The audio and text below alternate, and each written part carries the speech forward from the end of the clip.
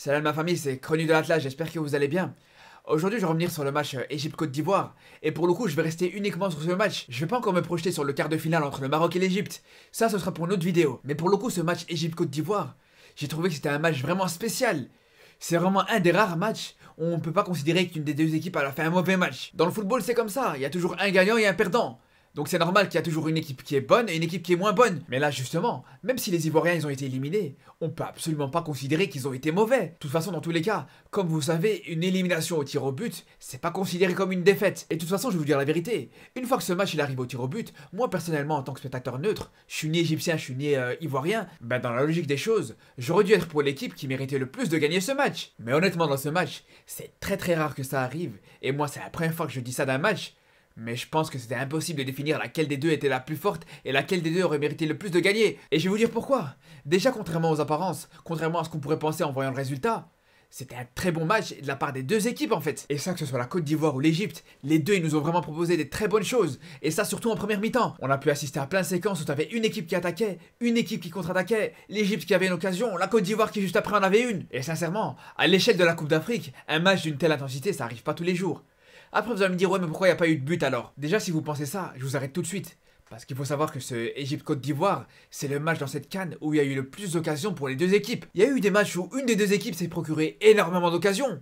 Mais c'était le cas que d'un seul côté. Mais là dans ce Côte d'Ivoire-Égypte, les occasions du côté de la Côte d'Ivoire ou du côté de l'Égypte, elles étaient très nombreuses. C'était le seul match dans cette CAN où chacune des équipes était à plus de 2 expected goals. Et pour moi s'il n'y a pas eu de but dans ce match, c'est surtout en grande partie grâce ou à cause des gardiens de chaque côté en fait. Et généralement quand on débriefe un match, on a souvent tendance à oublier de parler des bonnes choses que peuvent faire les gardiens. Mais là, pour le coup, on est obligé de parler de leur performance exceptionnelle, que ce soit du côté de la Côte d'Ivoire ou du côté de l'Égypte. Le gardien de la Côte d'Ivoire, il a fait 6 arrêts dans le match, et le gardien de l'Égypte, le gardien titulaire, je précise, il en a fait 7. Pour que vous vous rendez compte à quel point c'est exceptionnel, il faut savoir que depuis le début de cette CAN, la moyenne des arrêts des gardiens dans un match, elle est autour de 2,5 arrêts par match. Et là, on parle de 6 et 7 arrêts. Je sais pas si vous imaginez.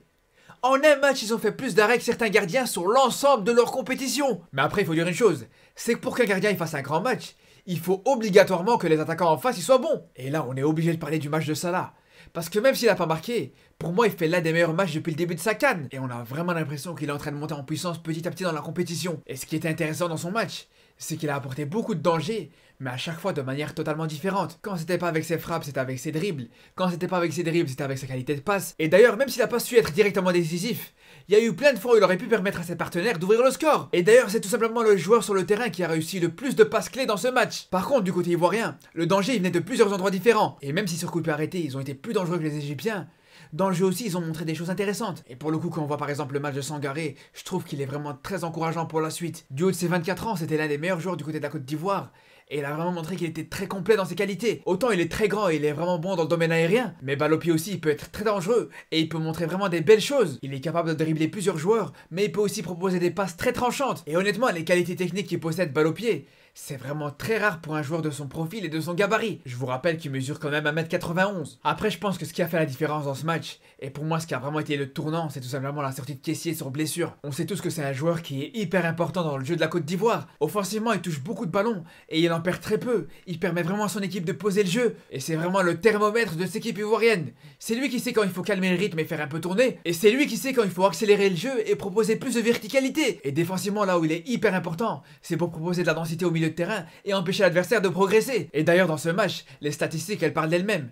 Quand Kessié était sur le terrain, la moyenne de possession de balle elle était de 62% pour la Côte d'Ivoire. Et quand Kessié est sorti sur blessure, leur possession elle est descendue à 52%. Et ça c'est vraiment bien vu. Dès que Kessié est sorti, c'est vraiment là où les Égyptiens ils ont commencé à mettre le pied sur le ballon et à être beaucoup plus tranchants offensivement. Donc sincèrement je pense vraiment que les Ivoiriens ils doivent pas s'arrêter là. Il y a vraiment du beau travail qui est effectué pour l'instant avec Patrice Baumel. Et pour moi ils doivent vraiment profiter pour continuer sur leur lancée et surtout pour préparer la CAN qu'ils vont accueillir chez eux. Et pour ce qui est des Pharaons, je vais en parler plus en détail dans ma vidéo d'avant-match avant Maroc-Égypte. Donc je vous dis à très bientôt et surtout d'ici là, prenez soin de vous.